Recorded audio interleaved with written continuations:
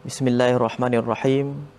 Alhamdulillahirabbil alamin. Allahumma salli wa sallim ala sayyidina Muhammadin wa ala alihi wa sahbihi ajma'in. Amma ba'd. Penonton yang dirahmati, disayangi oleh Allah Subhanahu wa taala. Kita berdoa kepada Allah Subhanahu wa taala, mudahan Allah Subhanahu wa taala sentiasa menjadikan kita di antara umat Muhammad sallallahu alaihi wasallam yang diangkatkan darajat, dilipat kali gandakan ganjaran, diampunkan dosa-dosa, dipermudahkan segala urusan, dan juga kita mudahan diselindungi segala keaiban dan kekurangan, serta kita dimatikan dengan takdir Allah Subhanahu wa taala, diwafatkan kita, dimatikan kita, dihabiskan kehidupan kita di dunia ini dalam keadaan husnul khatimah. Hadirin yang dirahmati, disayangi oleh Allah Subhanahu wa taala, pada hari ini suka kita untuk memperbincangkan suatu perkara berkenaan ilmu akhir zaman. Hadirin yang dirahmati, disayangi oleh Allah Subhanahu wa taala, ketahuilah kita bahawasanya Rasulullah sallallahu alaihi wasallam telah meletakkan suatu batu asas berkenaan ilmu akhir zaman semenjak 1500 tahun yang dahulu. Telah pun Nabi Muhammad sallallahu alaihi wasallam menyebutkan berkenaan dengan ilmu akhir zaman ataupun perkara yang berkenaan dengan as-sa'ah. Ketahuilah perkara ini dia menular di zaman Rasulullah sallallahu alaihi wasallam, bukanlah di sekitar para sahabat semata-mata, malah sehinggalah ke orang-orang kampung di zaman Rasulullah, di zaman Arab, orang-orang Arab Badui di zaman Rasulullah SAW juga menceritakan dan juga membimbangkan perkara ini berkenaan dengan ilmu petanda akhir zaman. Justru itu Rasulullah SAW pernah ditanya beberapa kali berkenaan perkara ini oleh orang-orang Badui. Pernah sekali Rasulullah SAW naik ke atas mimbar sedang berkhutbah. Lalu datang seorang Arab Badui ataupun seorang Arab orang asli berkata kepada Rasulullah, "Ya Rasulullah, mata sa'ah?" Wahai Nabi Muhammad, wahai Rasulullah, bila berlakunya hari kiamat? Maka Rasulullah SAW tidak menjawab persoalan tersebut. Sehinggalah beberapa kali orang Arab itu menanyakan perkara yang serupa, sehinggalah Rasulullah turun daripada mimbar dan berkata, "Madza a'datta laha?" Apa yang kamu itu bersedia untuk menghadapinya? Lalu kata Rasulullah sallallahu alaihi wasallam, berkata Rasulullah sallallahu alaihi wasallam, apa yang kamu bersedia untuk menghadapinya? Maka berkata orang Arab Badui itu dengan perkataan, "Ma a'datu katsiran minas salati was-siyam, walakinnani uhibballaha wa rasulah." Tidak aku bersedia banyak daripada salat dan juga puasa, tetapi aku mencintai Allah dan juga Rasulnya. Maka Rasulullah sallallahu alaihi wasallam pun membalas kata-kata itu, "Anta ma'aman ahbab." Kamu bersama siapa yang kamu itu sayangi di hari kiamat. Hadirin yang dirahmati, disayangi oleh Allah Subhanahu wa taala, berlaku juga pada situasi yang kedua. Rasulullah sedang mengajar di kalangan para sahabat di dalam Masjid Nabawi. Lalu datang seorang Arab Badui di muka pintu Masjid Nabawi Rasulullah sallallahu alaihi wasallam dengan berkata, "Ya Rasulullah, mata sa'ah?" Maka Rasulullah tidak menjawab, sehinggalah orang-orang Arab itu datang dekat dengan Rasulullah sallallahu alaihi wasallam mengatakan bahawasanya, "Ya Rasulullah, mata sa'ah?" Maka Rasulullah SAW menjawab, kata Rasulullah SAW dengan mengatakan, "Idza wudi'atil amanah fantadhiris sa'ah." Kalau hilang sahaja sifat amanah, maka tunggulah hari kiamat berlaku. Lalu para sahabat menyimpan persoalan di dalam benak pemikiran mereka, sehinggalah mereka itu keluar daripada Masjid Nabawi. Sehinggalah mereka keluar dari Masjid Nabawi, subhanallah, terus para sahabat bertanya kepada Rasulullah, "Ya Rasulullah, kaifa idha'atuha?" Wahai Rasulullah, bagaimanakah amanah itu boleh hilang? Maka jawab Nabi Muhammad sallallahu alaihi wasallam, "Idza usidal amru ila ghairi ahli." Apabila suatu perkara itu disandarkan kepada orang yang bukan ahlinya lagi, maka berlakunya hari kiamat ataupun kehancuran dunia wal iyadu billah. Hadirin yang dirahmati disayangi oleh Allah Subhanahu wa taala, jelas di sini bahawasanya persoalan berkenaan bila hari kiamat tidak menuntut tarikh, tidak menuntut tahun dan tidak menuntut jawapan bilakah ianya berlaku. Tetapi ia menuntut tindakan daripada kita semua, suatu persediaan dan juga suatu pendirian apabila berlaku petanda-petandanya. Hadirin dan hadirat penonton yang dirahmati disayangi oleh Allah Subhanahu wa taala. Berkenaan dengan perkara ini, para ulama terdahulu sudah pun membincangkan perkara ini di dalam bentuk falsafah dan juga di dalam bentuk penerangan tafsiran Al-Quran dan juga ahadith. Tetapi walau bagaimanapun para ulama terdahulu belum mengasaskan perkara ini di dalam suatu disiplin ilmu dan juga suatu silibus seperti mana para ulama terdahulu telah mengasaskan ilmu-ilmu di dalam ilmu aqidah, syariah dan juga ilmu tasawuf. Ketahuilah 3 cabang ilmu ini, dia adalah daripada perkataan Rasulullah SAW, iaitu berkenaan dengan ilmu Islam, iman dan ihsan. Maka daripada 3 perkara ini, ilmu iman terasaslah ilmu aqidah. Apa beza iman dan aqidah? Iman yang telah pun perkataan ilmu iman ini adalah perkataan yang telah pun diletakkan oleh Rasulullah SAW, definisinya dan juga istilah mustalahatnya di dalam hadis. Adapun aqidah itu adalah disiplin ilmu yang telah pun diletakkan oleh para ulama. Begitu juga dengan ilmu Islam. Islam itu adalah mustalahat, istilah dan juga suatu garis panduan yang telah pun disebutkan oleh Rasulullah di dalam hadis. Lalu para ulama mengasaskan satu disiplin ilmu yang dinamakan syar'iyah. Begitu juga dengan tasawuf. Tasawuf ini berasal daripada suatu ilmu, iaitu ilmu ihsan yang telah pun disebutkan oleh Rasulullah SAW. Maka subhanallah, semua perkara ini telah pun diasaskan oleh para ulama dengan suatu disiplin ilmu, dan para ulama telah pun meletakkan nama-nama disiplin ilmu tersebut, iaitu yang pertama sekali berkenaan dengan syariat daripada ilmu Islam, berkenaan dengan akidah daripada ilmu iman, dan juga berkenaan dengan tasawuf, berkenaan dengan ilmu ihsan. Segalanya telah pun disebutkan oleh Rasulullah SAW dan diasaskan secara kaedah. Ketahuilah di dalam agama Allah Subhanahu Wa Taala, kaedah tidak memiliki apa-apa daripada pendalilan daripada Al-Quran dan As-Sunnah. Malah kaedah ini dia adalah suatu perkara yang dilihat oleh para ulama mempermudahkan manusia untuk mempelajari sesebuah ilmu. Sebuah ilmu, subhanallah, diletakkan oleh para sahabat, subhanallah, diletakkan oleh para sahabat, diletakkan oleh para ulama, subhanallah, diletakkan oleh para ulama suatu kaedah yang mereka melihat bahawasanya itu mempermudahkan orang ramai untuk mengetahui dan mempelajari ilmu yang mereka bawakan. Seperti mana Imam Syafi'i telah mengasaskan mazhab Imam Syafi'i di dalam ilmu fiqh ataupun di dalam ilmu syar'iyah. Dan ilmu syar'iyah itu daripada ilmu Islam, daripada pengasasan ilmu Islam di zaman Rasulullah SAW.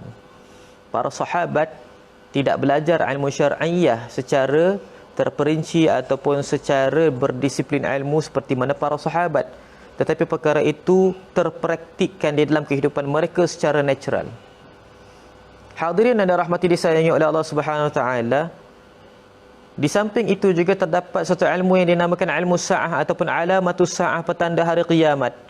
Telah pun disebutkan oleh Rasulullah sallallahu alaihi wasallam di dalam hadisnya, di dalam hadis Ummu Sunnah ataupun yang disebutkan sebagai hadis Jibril ataupun hadis Ummu Sunnah, bahawasanya para ulama terdahulu tidak ada seorang pun yang mengasaskan ilmu ini, yakni mensilibuskan di dalam bentuk sebuah disiplin ilmu berkenaan ilmu ini. Buktinya bahawasanya dia tidak memiliki apa-apa pengistilahan baharu dan juga nama yang diletakkan berkenaan dengan alamatus sa'ah. Kerana alamatus sa'ah ini dia adalah istilah Rasulullah SAW. Maka subhanallah, para ulama terdahulu belum memperbincangkan.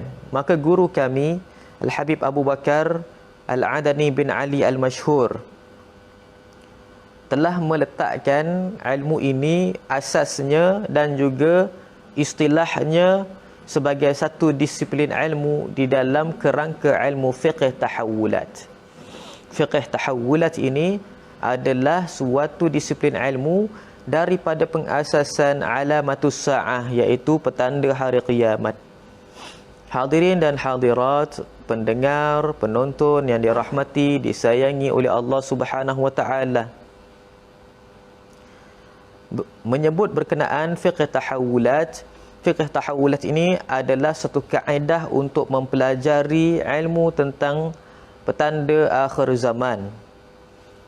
Apa yang kita dengar sebelum ini daripada semua berkenaan petanda hari kiamat, sama ada bacaan kita di dalam buku ataupun kita dengar daripada seminar-seminar ataupun kita ini lihat dekat mana-mana program, suatu pengetahuan berkenaan dengan petanda hari kiamat itu adalah ilmu tentang petanda hari kiamat, bukan daripada kaedah yang benar. Kerana semua daripada pengetahuan ilmu akhir zaman ini telah pun diberitahu oleh Rasulullah SAW apakah perkaranya yang akan berlaku. Apa yang perlu kita cari? Adakah perlu kita ini mengetahui semata-mata apa yang akan berlaku di akhir zaman? Apa yang perlu kita cari, subhanallah, daripada ilmu ini ataupun pengetahuan ini?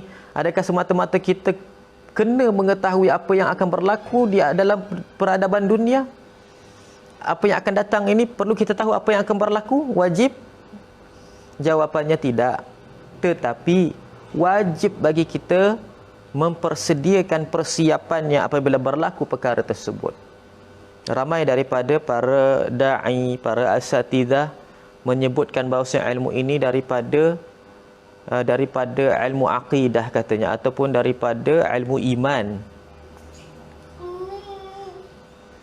Daripada ilmu iman.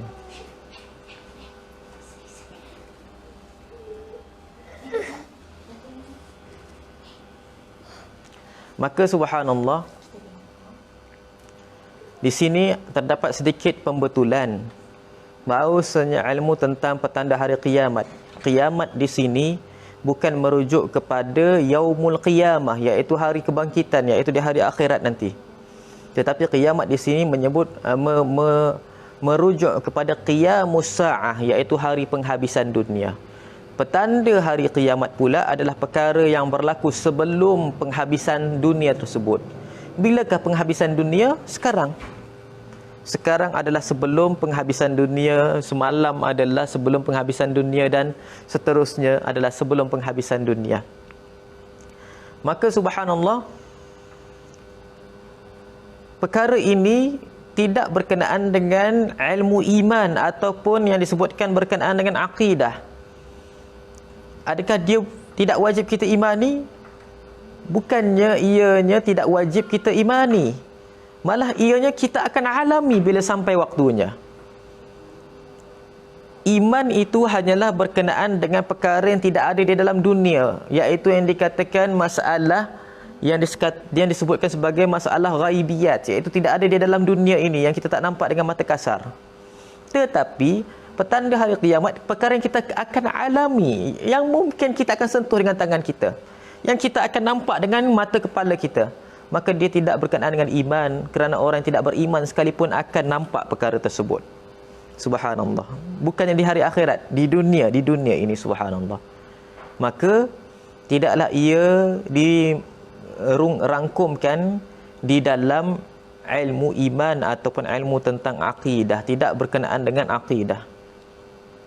Kalau berkenaan dengan akidah, subhanallah, maka orang-orang kafir lebih kuat akidahnya kerana mereka lebih percaya lagi berkenaan dengan ilmu petanda akhir zaman. Adakah mereka itu subhanallah beriman? Jawapannya tidak.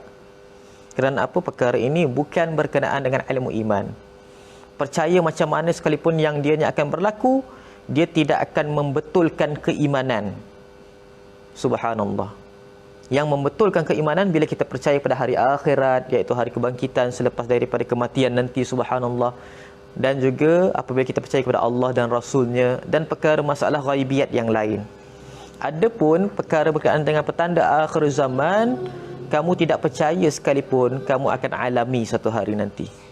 Tak percaya macam mana sekalipun, kamu sudah berada pada zamannya. Permasalahan di sini bukan masalah percaya ataupun tidak percaya, iman ataupun tidak. Permasalahan berkaitan tentang ilmu akhir zaman ataupun petanda hari kiamat adalah apa persediaan dan juga apakah pendirian kamu apabila berlaku sahaja petanda tersebut. Kerana setiap petanda akhir zaman menuntut akan prinsip dan juga menuntut kita punya pendirian apa yang kita lakukan pada waktu itu. Subhanallah. Maka di sini ilmu akhir zaman ini ataupun yang dinamakan kaedah ilmiahnya berkenaan ilmu fiqh tahawulat, ianya adalah suatu pengasasan ilmu.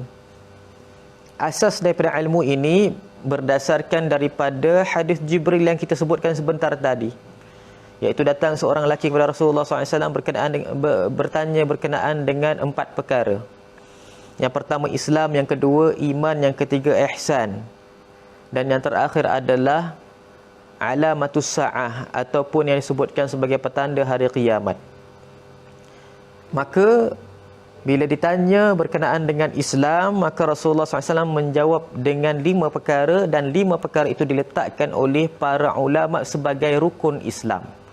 Dalam hadis ini Rasulullah tidak mengatakan ini adalah rukun Islam, tapi para ulama ambil perkara ini sebagai rukun Islam. Bila ditanya Rasulullah berkenaan dengan iman, Rasulullah menjawab 6 perkara. Dan 6 perkara itulah diambil oleh para ulama sebagai rukun iman. Begitu juga dengan ihsan. Ada 2 perkara Rasulullah sebut di situ, subhanallah. Dan para ulama meletakkan itu sebagai martabat ilmu ihsan ataupun ilmu tasawuf. Dan ditanya pula Rasulullah SAW oleh lelaki tersebut berkenaan dengan alamatus sa'ah ataupun petanda hari kiamat. Maka Rasulullah SAW menjawab dengan 2 perkara. Lalu 2 perkara ini Al-Habib Abu Bakar bin Ali Al-Mashhur meletakkan ianya subhanallah sebagai rukun di dalam ilmu akhir zaman. Sekarang ini apa yang kita tahu berkenaan dengan ilmu akhir zaman? Apakah yang kita tahu berkenaan dengan petanda akhir zaman, petanda hari kiamat? Bila sebut tentang petanda hari kiamat, kita akan sebut terus berkenaan dengan Dajjal, berkenaan dengan Al-Mahdi, berkenaan dengan Dukhan, berkenaan dengan Ya'juj dan Ma'juj, betul ataupun tidak? Cuba kita dengar hadis yang Rasulullah sebut di dalam Ummus Sunnah tersebut. Datang seorang lelaki tersebut bertanya, "Ya Rasulullah, akhbirni 'anis sa'ah." Wahai Rasulullah, beritahu aku berkenaan hari penghabisan dunia. Rasulullah pun mengatakan, "Mal mas'ulu anha bi'a'lama minas sa'il." Orang yang kamu tanya ini tidak mengetahui apa-apa daripada persoalan tersebut, memberi makna tidak perlu kamu tahu apa jawapannya. Lalu lelaki tersebut bertanya kepada Rasulullah, mengatakan bahawasanya, "Akhbirni an amaratiha." Kalau begitu beritahu aku wahai Rasulullah, apakah dia petanda-petandanya? Lalu Rasulullah menyebut petanda hari kiamat. Di dalam hadis ini kata Rasulullah SAW, antalidal amatu rabbataha wa antaral hufatal uratal alata ri'a asyah yatatawaluna fil bunyan. Melahirkan hamba sahaya anak menjadi tuannya. Kamu akan melihat orang yang berkaki ayam, bertelanjang, papa kerdana, mengembala kambing, berlumba-lumba dalam pembangunan. Hadirin yang dirahmati disayangi oleh Allah Subhanahu Wa Taala, Rasulullah tak sebut pun tentang Dajjal. Rasulullah tak ada sebut pun di dalam hadis ini berkenaan dengan dukhan, berkenaan dengan Ya'juj dan Ma'juj. Rasulullah tidak mengatakan bahawasanya alamatus sa'ah, petanda hari kiamat itu adalah Dajjal, dukhan, dabbah dan sebagainya.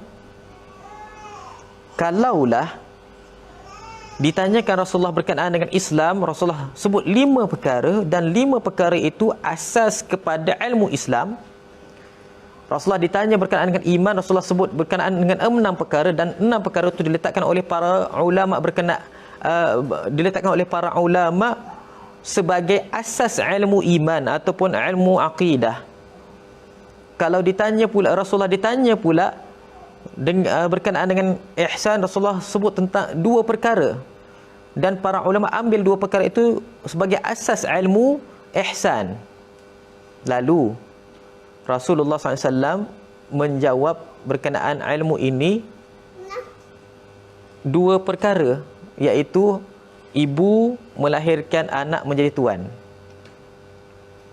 dan juga orang yang duduk dekat pedalaman, berkaki ayam, bertelanjang, miskin, tak ada duit, papa kerdana, dan juga mereka itu mengembala kambing pekerjaannya, berlumba-lumba di dalam pembangunan. 2 perkara ini, subhanallah, lalu guru kami mengambil 2 perkara ini sebagai asas di dalam ilmu petanda akhir zaman. Memberi makna Dajjal, dukhan, dabbah bukan asas, dia adalah perkaranya, dia adalah masalah di dalam ilmu ini. Tapi asas kepada ilmu ini 2 perkara.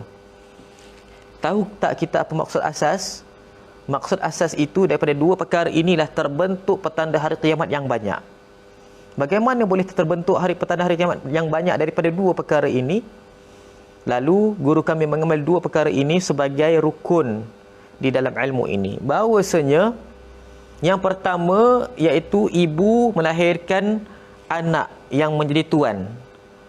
Ini bukan petanda hari kiamat, tapi ini adalah rukun kepada berlakunya petanda hari kiamat. Iaitu apakah dia? Apabila berlaku kerosakan di dalam bentuk generasi kelahiran demi kelahiran, dan juga generasi demi generasi. Bila berlaku kerosakan dalam generasi, maka subhanallah, maka berlakulah suatu petanda akhir zaman. Yang kedua pula, guru kami mengambil bahawasanya yang kedua itu adalah orang yang berkaki ayam, bertelanjang, miskin, papa kerdana, mengembala kambing. 4 perkara ini kita tak dapat lihat pada orang di akhir zaman. Kita tak dapat lihat perkara ini pada orang-orang di zaman sekarang. Pernah tak kita tengok orang pergi ke bandar berkaki ayam? Mungkin orang boleh mengatakan itu fashion dan sebagainya. Walaupun fashion sebagai, subhanallah, dia tak adalah orang buat. Kalau kita dekat Malaysia ni, subhanallah, lagilah kalau kita berkaki ayam, orang akan tegur kita kenapa tak pakai kasut. Subhanallah. Malah orang yang berkaki ayam itu adalah orang zaman dahulu, orang yang di awal zaman, bukan di akhir zaman. Yang kedua pula, bertelanjang. Orang zaman sekarang, subhanallah, semuanya tidak bertelanjang, melainkan mereka bertelanjang dalam filem sahaja. Kalau mereka pergi ke pasar raya, kalau mereka pergi ke tempat-tempat di publik ataupun di umum, mereka akan pakai pakaian yang sopan. Tak kisahlah model ke apa, kan, subhanallah, mereka akan pakai pakaian yang tertutup. Melainkan bila sampai sahaja waktu kerja mereka, lalu subhanallah, sekiranya mereka ahli maksiat, mereka akan telanjang. Tetapi itu bukanlah pada setiap masa. Maksudnya, rutin manusia pada hari ini bukanlah bertelanjang.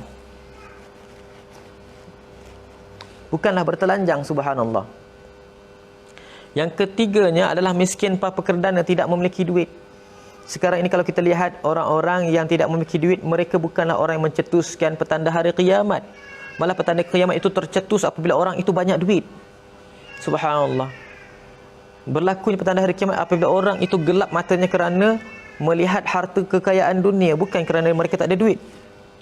Akhir sekali menggembala kambing. Cuba kita lihat di bandar-bandar. Ada tak orang menggembala kambing? Tidak ada, Masya Allah. Tetapi perkara ini menyebutkan berkenaan dengan petanda hari kiamat. Yang kita lihat petanda hari kiamat lebih banyak berlaku kepada orang yang di bandar berbanding orang yang di kampung. Subhanallah. Jadi, apa maksud semua ini? Adakah subhanallah Rasulullah ingin menyebutkan simbolik berkenaan dengan orang yang mundur tiba-tiba buat pembinaan yang tinggi? Cuba kita lihat di dalam hadis ini, Rasulullah mengatakan yatatawaluna fil bunyan, mereka itu berlumba-lumba. Yatatawal dalam bahasa Arab, tatawal itu maksudnya subhanallah berlumba-lumba untuk memusnahkan sesuatu. Tatawal, subhanallah, bukan tasabuq. Berlumba-lumba, tasabuq itu melumba untuk dapatkan kelebihan, mendapatkan hadiah. Tapi kalau tatawal, berlumba-lumba juga, tapi berlumba-lumba untuk menghancurkan sesuatu perkara. Astaghfirullahalazim. Fil bunyan, dalam pembangunan. Rasulullah tidak mengatakan fil bina, iaitu di dalam bangunan. Maksudnya bunyan itu ada banyak makna. Salah satu maknanya adalah modal insan. Yatatawalu fil bunyan, berlumba-lumba untuk menghancurkan modal insan. Subhanallah. Itu daripada salah satu daripada maknanya. Salah satu daripada maknanya. Ada juga makna yang lain, iaitu bunyan sebuah organisasi, iaitu organisasi yang terdapat padanya presiden dan sebagainya. Yatatawaluna fil bunyan, iaitu berlumba-lumba berkejar-kejar untuk menghancurkan suatu organisasi. Berapa banyak di dalam dunia ini subhanallah kita nampak manusia berkejar-kejar berlumba-lumba untuk menghancurkan sebuah kerajaan, menghancurkan sebuah organisasi, menghancurkan sebuah perlembagaan dan sebagainya. Wal'iyadu billah.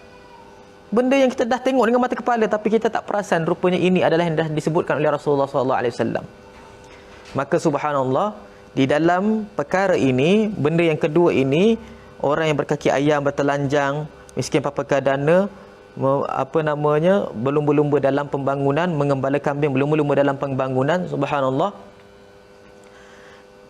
ini subhanallah merujuk kepada apabila rosaknya manusia di dalam bentuk keuangan mereka, apa yang mereka miliki. Subhanallah, rosak sahaja bentuk keuangan mereka telah pun dicemari dengan rasuah, telah dicemari dengan riba, telah dicemari dengan kecurian, dengan penyelewengan, dengan corruption dan sebagainya. Subhanallah. Dan juga apabila manusia ini subhanallah rosak daripada sudut organisasinya, maka berlakulah petanda akhir zaman. Maka subhanallah terasaslah dua yang diletakkan oleh guru kami berkenaan dengan ilmu akhir zaman. Yang pertamanya adalah apabila manusia ini rosak daripada sudut keyakinan kepada generasi terdahulu dan juga rosak daripada sudut sistem pendidikannya. Bukan pendidikannya, sistem pendidikannya rosak, institusinya rosak. Subhanallah. Seperti mana rosak guru-gurunya, seperti mana rosak silibusnya, seperti mana rosak tempat pengajiannya. Subhanallah. Di akhir zaman ilmu tak rosak, tetapi yang rosak yang kita lihat adalah cara menuntut ilmu, menuntut ilmu agama, tetapi dengan cara ikhtilat, bergaul muslimin dan muslimat. Belajar agama tapi akal fikiran kalau lelaki teringat dekat muslimat. Subhanallah. Sebab itulah keluar lagu, banyak-banyak lagu tu, lagu berkenaan tentang perkahwinan. Makin belajar makin nak kahwin orang zaman sekarang ni. Subhanallah. Sepatutnya belajar subhanallah, semakin belajar semakin fokus. Jadi subhanallah,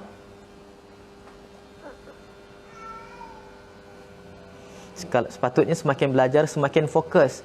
Tetapi semakin belajar, semakin teringatkan muslimat. Kalau yang muslimat semakin belajar, teringatkan muslimin. Subhanallah.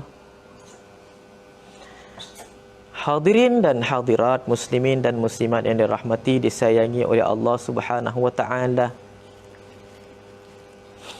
Maka subhanallah, daripada dua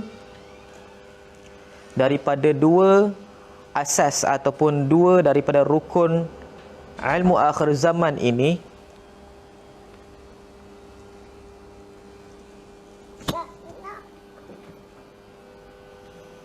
dua daripada rukun ilmu akhir zaman ini, subhanallah, terbentuklah petanda hari kiamat yang sangat banyak daripada dua asas ini. Apakah asas yang pertama ni? Apakah asasnya yang kita beritahu tadi? Iaitu yang pertama, rosak daripada sudut pendidikan dan juga keyakinan kepada generasi. Apa maksud keyakinan kepada generasi? Iaitu kita merasakan orang terdahulu lebih tak pandai daripada kita. Subhanallah. Datuk nenek kita dulu tu pandai, Masya Allah. Tapi kita mengatakan, biasalah, mereka tak ada sijil dan sebagainya. Rasa macam kita lebih hebat. Ini rosak daripada sudut keyakinan dalam generasi. Yang keduanya, bila rosak daripada sudut keuangan dan juga organisasi. Rosak daripada sudut organisasi, iaitu pentadbiran. Rosak, subhanallah. Maka terasas daripadanya ilmu akhir zaman.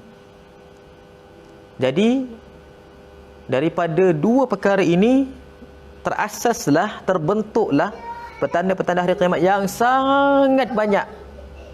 Sama ada daripada sudut yang positifnya ataupun yang negatifnya. Sama ada datang untuk mengislahkan ataupun datang menghancurkan manusia, wal-iyadu billah. Diasaskan daripada dua perkara tadi sahaja. Subhanallah.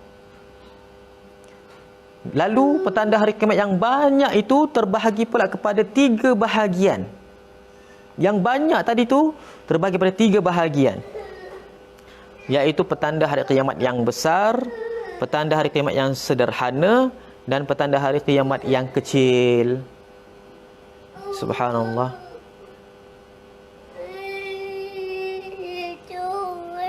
Okay.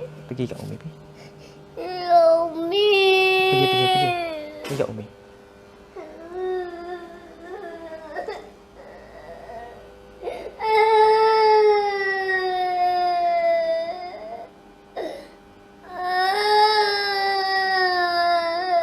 Maka subhanallah, mudahan Allah Subhanahu wa taala menjauhkan kita daripada semua petanda ini.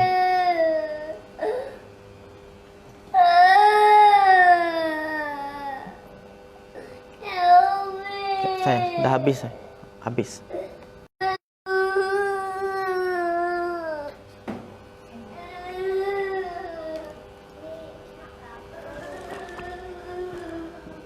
Maka subhanallah, mudahan Allah Subhanahu wa taala menjauhkan kita daripada menjauhkan kita semua daripada petanda-petanda yang negatif dan juga yang buruk ini. Hadirin yang dirahmati, disayangi oleh Allah Subhanahu wa taala. Maka subhanallah, ilmu tentang petanda akhir zaman ini, di samping memiliki tiga bahagian petanda-petandanya yang banyak, dia memiliki pendidikan-pendidikan untuk kita ini mempelajari ilmu ini secara menyeluruh. Mengetahui petanda hari kiamat itu adalah suatu ilmu, dan mengetahui iktibar dan pendidikan dalam petanda-petanda itu juga adalah ilmu yang lebih mendalam. Kebanyakan kita hanya mengetahui daripada sudut apa yang akan berlaku. Ada juga yang itu pun belum menyeluruh pengetahuannya. Subhanallah. Tetapi subhanallah, mengetahui ilmu yang berada di dalam daripada ilmu ini, dia adalah perkara yang lebih mendalam dan juga lebih dituntut sebenarnya. Lalu guru kami meletakkan 5 daripada subjek di dalam ilmu ini. 5 daripada subjek dalam ilmu ini, subhanallah. Yang pertamanya berkenaan dengan nawaqidu wan naqaid, kegelinciran dan juga pemesongan membicarakan di dalam skop subjek ini berkenaan dengan kerosakan-kerosakan di dalam ilmu dan juga pertelagahan di antara para ulama. Yang keduanya al-isyarat wal bisyarat, membicara iaitu berita baik dan berita buruk daripada hadis Rasulullah sallallahu alaihi wasallam dan juga Al-Quran, membicarakan berkenaan dengan petanda-petanda hari kiamat yang positif dan negatif. Selalunya kita ini subhanallah mengetahui petanda hari kiamat itu semuanya negatif. Sebenarnya ada yang positif, tapi mungkin tidak banyak dan juga mungkin terselindung kebanyakannya. Yang ketiganya adalah mustajaddat ulumun nazariyah, iaitu pembaharuan kemodenan ilmu-ilmu falsafah. Maka ilmu ini subhanallah adalah subjek ini membicarakan berkenaan dengan ilmu-ilmu yang baru yang muncul selepas daripada kewafatan Rasulullah SAW, menjadi manfaat kepada manusia subhanallah daripada sudut kefahaman Al-Quran dan As-Sunnah. Ilmu itu diambil daripada Al-Quran dan As-Sunnah, tetapi tidak dikatakan itu adalah ilmu agama. Sebenarnya, apakah itu agama? Yang sampai daripada Allah dan Rasulnya, betul tak? Kalau ilmu itu daripada Al-Quran, adakah dia bukan ilmu agama? Confirm ilmu agama. Daripada mana datang ilmu sains? Daripada Al-Quran. Adakah ilmu sains bukan daripada agama? Persoalannya, subhanallah, ini persoalan. Daripada mana datang ilmu astronomi? Daripada Al-Quran. Bukan daripada catatan ataupun pencarian orang-orang barat. Sebenarnya bukan. Sehingga kan mereka pun jumpa, kalau mereka jumpa ilmu ini pun sekalipun daripada kitab-kitab mereka, iaitu Injil dan Taurat, Zabur dan sebagainya. Bukan daripada hasil buatan mereka sendiri ataupun mereka itu create sendiri sebuah ilmu. Tidak ada. Jadi adakah ini bukan ilmu agama? Allah Ta'ala sebut di dalam Al-Quran, iaitu ayat yang pertama sekali turun ke atas Nabi Muhammad, katanya Iqra' bismi rabbikal ladzi khalaq, dalam surah Al-Alaq. Nama surah pun surah Al-Alaq, surah darah. Alaq itu adalah darah, segumpal darah. Maka subhanallah, segumpal darah itu tidak ada dalam ilmu agama, melainkan di dalam ilmu-ilmu berkenaan dengan kedoktoran, menyebutkan tentang alaq. Subhanallah. Maka di sini subhanallah membicarakan berkenaan dengan satu ilmu yang kita tak bincang, kita tidak bincang perkara itu dalam sudut agama, malah kita bincang perkara itu dalam bentuk falsafah, kajian dan sebagainya. Maka subhanallah, perkara ini yang paling banyak ditinggalkan oleh umat Muhammad, sehingga umat Muhammad SAW kutip benda ini daripada orang-orang kafir di zaman sekarang. Ambil benda ini semua daripada orang-orang kafir, terutama sekali ilmu nafs, iaitu ilmu berkenaan dengan psikologi. Ilmu berkenaan psikologi ini subhanallah kita ambil 100% daripada orang-orang yang bukan Islam. Bila kita tengok di dalam Al-Quran dan Sunnah, tidak ada asas. Kenapa subhanallah? Kerana orang-orang yang bukan Islam mempelopori ilmu ini, dianalogikan daripada Al-Quran dan As-Sunnah. Subhanallah, bukan mereka ambil, tapi para ulama telah pun ambil dan juga susun. Mereka ambil copy paste subhanallah daripada para ulama. Adapun orang-orang Yahudi membaca Al-Quran, itu jauh, itu tidak benar sama sekali. Orang Yahudi dan Nasrani tidak akan mengkaji Al-Quran. Apa yang mereka ambil itu adalah benda yang mereka copy paste. Mereka salin semula daripada para ulama cendekiawan Islam terdahulu, lalu dikatakan itu adalah hak milik mereka dan sebagainya. Wallahu a'lam. Maka subhanallah, ini adalah ilmu yang ketiga berkenaan dengan akhir zaman. Yang subjek yang keempat pula berkenaan di dalam pembelajaran fiqh tahawulat adalah yang dinamakan asyratul kauniyah wal malahim, iaitu petanda-petanda yang berbentuk alam sekitar dan juga peperangan demi peperangan. Membicarakan berkenaan dengan yang pertamanya perubahan alam sekitar, seperti mana gerhana bulan, terbit matahari sebelah barat, subhanallah, perubahan bentuk muka bumi dan juga sebagainya, perubahan iklim dan juga perubahan tiupan monsun dan sebagainya, subhanallah, yang berkaitan dengan ilmu akhir zaman. Bila perkara yang berubah daripada asalnya, iaitu seperti mana fenomena supermoon, iaitu super bulan, fenomena hujan panas, gempa bumi yang telah lari daripada kanun asalnya, iaitu rutin asalnya telah pun lari daripada rutin asalnya, berlakulah petanda akhir zaman dalam skop ilmu yang keempat, iaitu asyaratul kauniyah. Juga dalam yang subjek yang keempat ini membicarakan berkenaan dengan peperangan demi peperangan merentasi zaman, daripada zaman dahulu sampailah zaman nanti berkenaan dengan akhir zaman. Subhanallah, ianya membicarakan berkenaan peperangan demi peperangan. Jadi banyak peperangan yang berkaitan dengan akhir zaman, terutama sekali pada yang akan datang. Yang akhir sekali, dia adalah yang dinamakan rabatu syar'i bainad diyanati wat tarikh, ikatan secara syarak di antara agama dan juga sejarah. Agama dan sejarah itu terdapat kaitan yang tidak dapat diputuskan sebenarnya. Apa yang dilakukan oleh ahli falsafah berkenaan sejarah, mereka ambil sejarah dan mereka putuskan sejarah daripada agama Allah Subhanahu Wa Taala. Maka jadilah di zaman sekarang seperti mana umat Muhammad yang tidak mengetahui sejarah kegemilangan mereka. Subhanallah.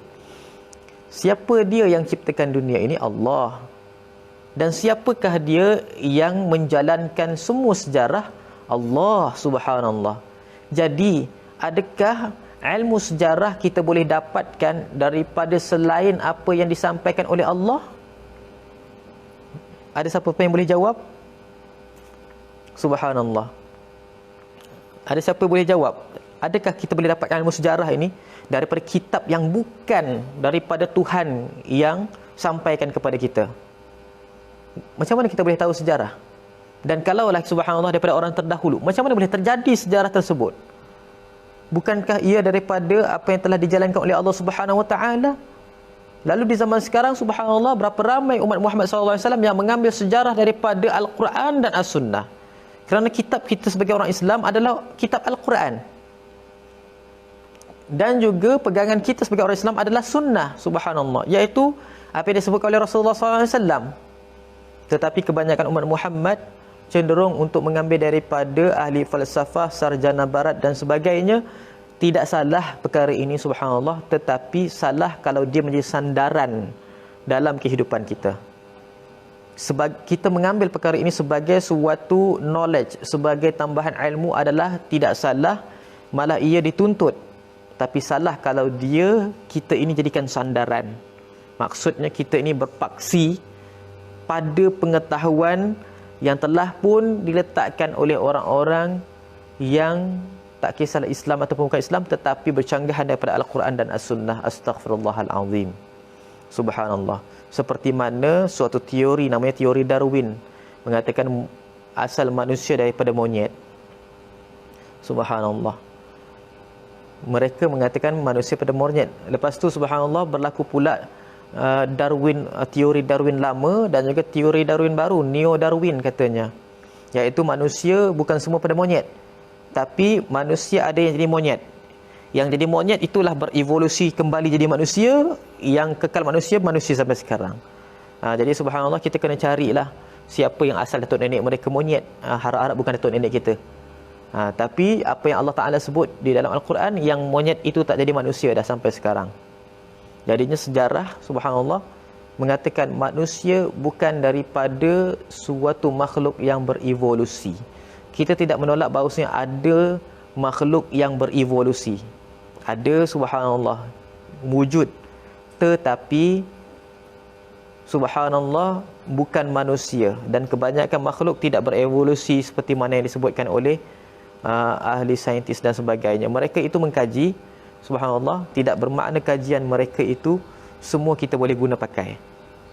Hadirin yang dirahmati disayangi oleh Allah Subhanahu Wa Taala. Maka subhanallah, 5 daripada subjek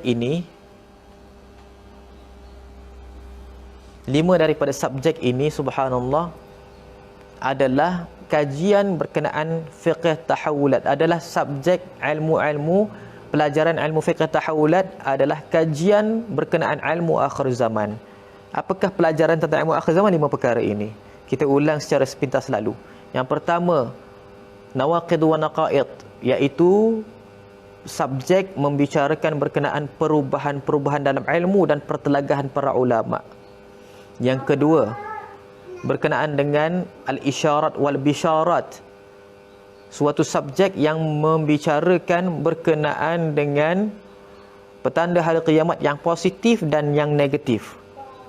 Yang ketiganya adalah mustajaddat ulumun nazariyah, pembaharuan kemodenan ilmu-ilmu falsafah, iaitu membicarakan, subjek ini membicarakan berkenaan dengan bagaimana ilmu-ilmu yang baru keluar daripada pemahaman Al-Quran. Selepas kewafatan Rasulullah SAW, ilmu-ilmu baru ini lahir, bagaimana boleh tercetus. Yang keempatnya berkenaan dengan asyratul kauniyah wal malahim, iaitu petanda hari kiamat yang berbentuk alam sekitar dan juga peperangan demi peperangan.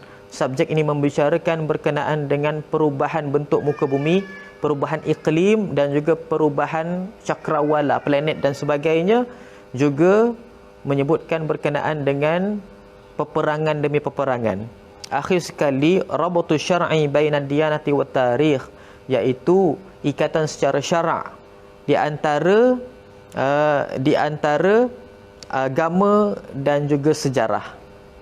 Jadi subhanallah, ini adalah yang paling penting. 5 perkara ini semuanya adalah ilmu membicarakan tentang akhir zaman. Bila kita bicara berkenaan pertelagan para ulama, dia adalah petanda hari kiamat. Bila kita bicarakan tentang positif dan negatif peradaban zaman ataupun petanda hari kiamat, dia adalah daripada ilmu petanda akhir zaman.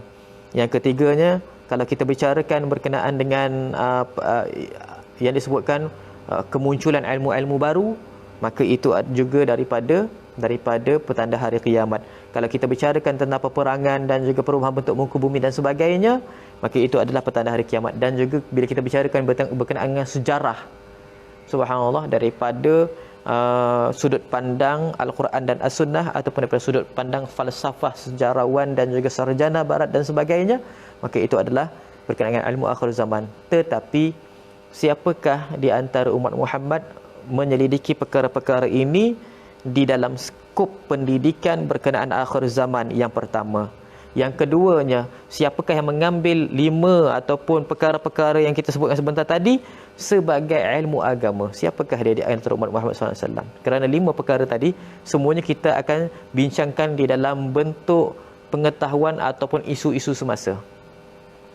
Di dalam agama Allah Subhanahu Wa Taala membicarakan berkenaan isu semasa, tetapi subhanallah, isu semasa itu subhanallah dibicarakan dalam bentuk agama, di dalam bentuk yang memiliki nas dan dalil, bukanlah di dalam bentuk apa yang kita lihat semata-mata.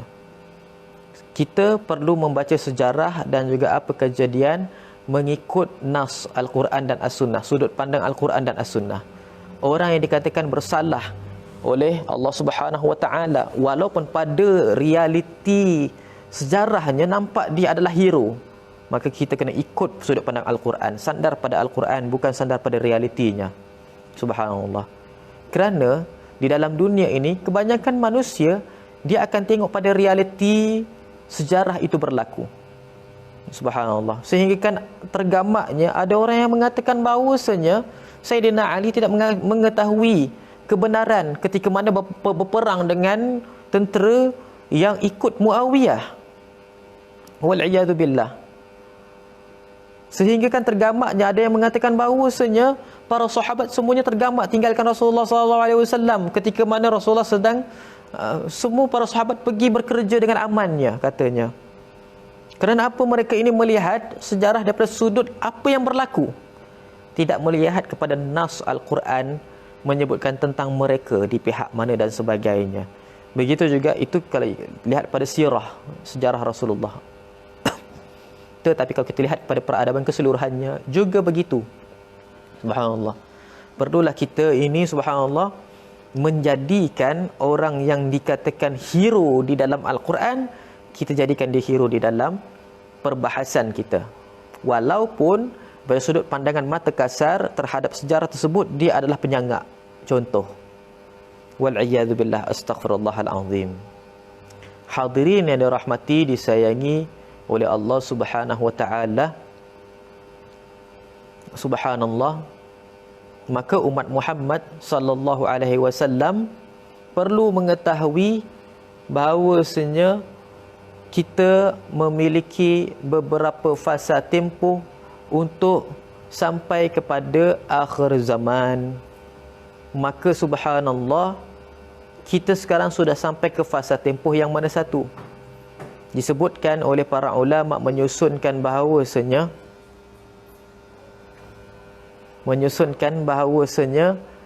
sebelum sampai kepada petanda besar hari kiamat, umat Muhammad akan melalui beberapa fasa tempoh sebelum daripada sampai ke petanda besar hari kiamat.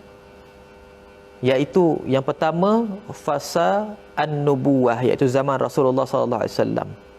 Yang keduanya, fasa khulafa ar-rasyidin, iaitu zaman khulafa ar-rasyidin Abu Bakar, Umar, Uthman dan juga Ali ridwanullahu alaihim. Yang ketiganya adalah fasa mulkil adud, iaitu kerajaan yang menggigit ataupun kerajaan yang memiliki maksud tertentu daripada era Umayyah, Abbasiyah dan Uthmaniyah. Dan terdapat di dalam zaman ketamadunan ini, subhanallah, kerajaan-kerajaan lain yang merebut kuasa untuk mendapatkan tampuk kepimpinan, seperti mana kerajaan Fatimiyah, seperti mana kerajaan Madaniyah dan sebagainya. Yang keempat pula, kita melalui zaman yang dinamakan zaman Ghuthaiyah, ataupun disebutkan oleh para da'i ataupun para asatidzah sebagai zaman Jabarut, iaitu umat Muhammad tidak mengetahui, tidak memiliki apa-apa pemerintahan, dan juga undang-undang yang diguna pakai di dalam kehidupan umat Muhammad itu sendiri, subhanallah. Yang akhir sekali, kita akan melalui fasa yang dinamakan fasa Sufyaniyah, ataupun zaman persediaan untuk masuk kepada zaman Al-Mahdi. Kita sekarang berada di mana, fasa tempoh yang mana? Maka jelas sekali kita berada pada zaman Jabarut ataupun zaman Ghuthaiyah, umat Muhammad seperti mana buih-buih ataupun Jabarut. Kita ini subhanallah dipimpin oleh pemimpin-pemimpin kuku besi.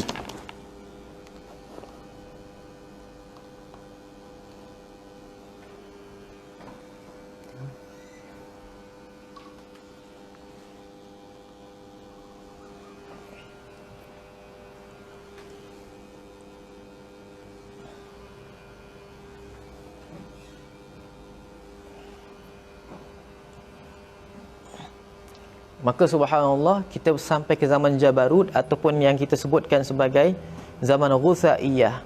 Kita sampai ke suatu kepimpinan yang dinamakan suatu zaman yang umat Muhammad terpimpin dengan kepimpinan-kepimpinan yang membawakan umat Muhammad kepada kekufuran, subhanallah. Maksudnya maksudnya kita ini jadi kufur.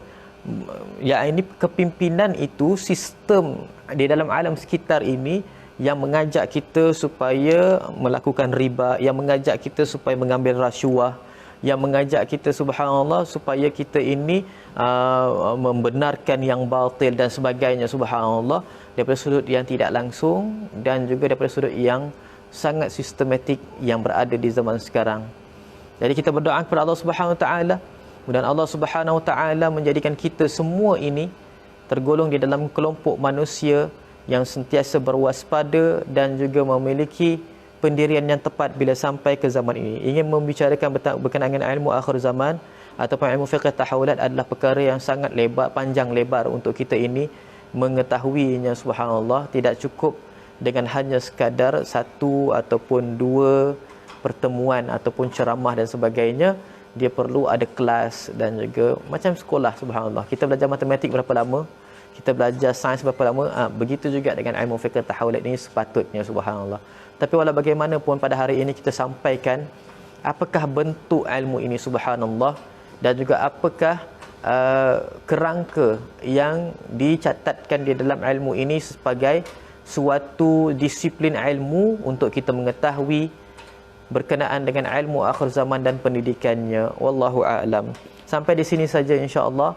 Mudahan Allah Subhanahu Wa Taala menjadikan kita subhanallah di antara umat Muhammad yang sentiasa diangkatkan darajat, diampunkan dosa, dan kita diberikan keberkatan. Di dalam bulan Ramadan yang mulia ini telah pun masuk, insya-Allah kita masuk kepada 10 akhir Ramadan. Mudah-mudahan Allah Subhanahu Wa Taala memberikan kita Lailatul Qadar, dan juga Allah telah memakbulkan segala permintaan kita yang baik, dan mudah-mudahan permintaan yang jahat subhanallah Allah Subhanahu Wa Taala mansuhkan subhanallah, dan menjadikan permintaan itu dalam bentuk yang positif. Amin ya rabbal alamin. Rabbana atina fid dunya hasanah wa fil akhirati hasanah wa qina adzabannar. Wa sallallahu ala sayyidina Muhammadin nabiyil ummi wa ala alihi wa sahbihi wa baraka wa sallam. Walhamdulillahi rabbil alamin. Akhir kala minta maaf pada hari ini banyak sangat gangguan, banyak sangat salah teknikal dan sebagainya. Minta maaf subhanallah, biasalah selalunya subhanallah tak macam ini, tiba-tiba hari ini macam ini. Tapi mudah-mudahan ini adalah hikmah yang besar insya-Allah. Dan juga minta terima kasih kepada mana-mana pihak yang telah pun menonton dan juga yang telah pun mengikuti pada hari ini. Sekiranya ada persoalan, sekiranya ada apa-apa kemusykilan, bolehlah tuliskan dekat ruangan komen. Tulis kat ruangan komen, insya-Allah nanti kita jawab pada video akan datang, ataupun pada kita jawab dekat komen tu subhanallah. Wallahu a'lam. Aqulu qawli hadza li wa lakum wa billahi taufiq wal hidayah. Assalamualaikum warahmatullahi wabarakatuh.